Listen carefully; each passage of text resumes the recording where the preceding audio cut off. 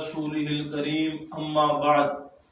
محترم سامعین، رمضان شریف کا مقدس مہینہ ہے، مقدس لمحات ہیں، مقدس گھڑیاں ہیں۔ اللہ رب العزت ان مقدس گھڑیوں کے اندر، مقدس لمحات کے اندر ہم سب کو عبادت کرنے کی توفیق نصیب فرمائے۔ مبارک ایام ہیں، مبارک دن ہیں، مبارک راتیں ہیں۔ تو ان مبارک لمحات، مبارک گھڑیوں کے اندر ایک وقت ہے سحری کا وقت، جس وقت ہم صبح اٹھتے ہیں، سحری کرتے ہیں۔ ہماری مائیں، ہماری بہنیں، ہماری بیٹیاں پورے گھر کے لیے سحری بناتی ہیں، وہ مبارکباد کی مستحق ہیں۔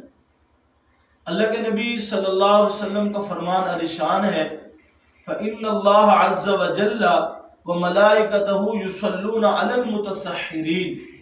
اللہ کے نبی فرماتے ہیں اللہ اور اس کے فرشتے سحری کھانے والوں پر، سحری کرنے والوں پر رحمت بھیجتے ہیں، برکات بھیجتے ہیں۔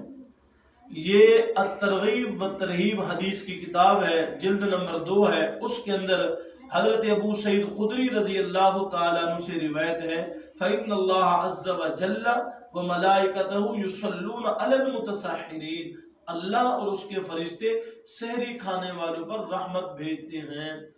ایک اور حدیث مبارکہ ہے اسی الترغیب و ترہیب کے اندر، آپ فرماتے ہیں تسحروا فإن فی السحور برکۃ، سحری کھایا کرو، سحری کھانے کے اندر اللہ کے نبی فرماتے ہیں برکت ہے۔